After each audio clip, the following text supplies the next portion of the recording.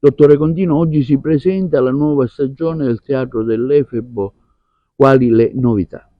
Allora, è la terza stagione che noi facciamo, la seconda a pagamento. Dopo il successo dell'anno scorso riproponiamo la stessa rassegna del teatro classico e la rassegna del teatro d'autore e musica. Abbiamo molte novità, spettacoli di grande richiamo, di grande successo con attori importanti. Apriremo il 5 di luglio con Le Baccanti, uno spettacolo che poi andrà a Cipro, al Festival Internazionale di Cipro, e proseguiremo poi con molti altri spettacoli che oggi presenteremo. La particolarità di quest'anno è il palco, perché abbiamo voluto che la storia scendesse sul palco e abbiamo fatto una struttura scenica del palco che è una continuazione della parte sinistra della cava.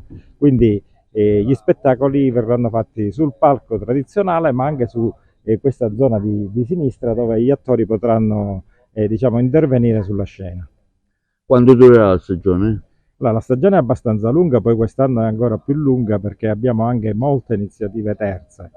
Inizia il 5 di luglio e si concluderà il 21 di settembre. Abbiamo circa 18 spettacoli nostri, ma tante iniziative esterne. Avremo il festival e poi il Festival della Danza e delle Danze, una grande produzione di una compagnia romana che porterà qui 85 ballerini da tutta Europa, dai teatri dell'opera di tutta Europa.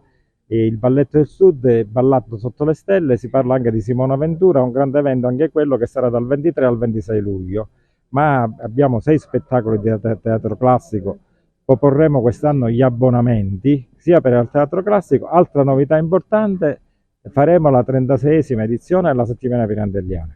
Sono 3 spettacoli di grande livello.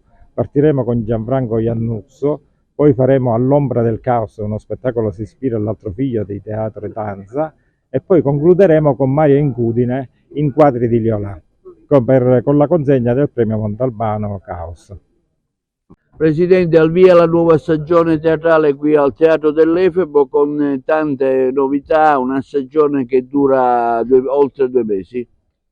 Sì, stiamo presentando proprio la stagione estiva del Teatro dell'Epoca, una stagione di alta qualità e che ecco, vogliamo comunque portare avanti in collaborazione anche con le altre istituzioni. Non a caso oggi c'è qua presente la Presidente della Fondazione Agrigento Capitale Italiana della Cultura, il Sindaco di Agrigento, e questo ecco, ci porterà non solo a far conoscere Agrigento, ma sarà uno sviluppo su tutto il territorio, e si tratta della seconda stagione. Sarà una stagione ricca, come avevo detto, di qualità, e che comunque speriamo nel breve e lungo periodo di continuare su questa scia per cercare di coinvolgere anche i siti attraverso convenzioni con il parco archeologico, per creare un turismo stanziale e non un turismo mordi e fuggi. E devo dire che il punto nevralgico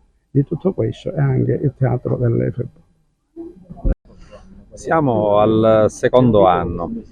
Questo meraviglioso posto che ospita il Teatro dell'Efebo è stato inaugurato nel 2023, ma l'anno scorso, nel 2024, si è registrata la prima stagione, che è andata molto bene. È stata una stagione di successo con una grande offerta di pubblico che ha coperto tutti i costi che come ente provincia abbiamo sostenuto.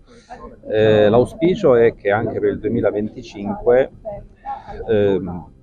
vengano migliorati questi risultati e che al tempo stesso ci possano avvicinare al nostro obiettivo, al nostro top, che è Siracusa. Siracusa in Sicilia rappresenta il massimo per quanto riguarda la stagione classica, le tragedie greche, eccetera.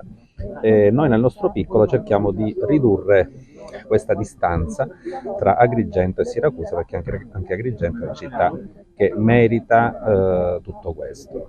Al tempo stesso stiamo inserendo questa offerta teatrale nell'ambito di pacchetti turistici che consentano agli avventori, ai turisti che anche per qualche giorno, mordi e fuggi, verranno ad Agrigento, di assistere non solo alla bellezza della Valle dei Templi, ma anche di godere di un momento culturale che appunto la sera d'estate si svolgerà in questo meraviglioso luogo.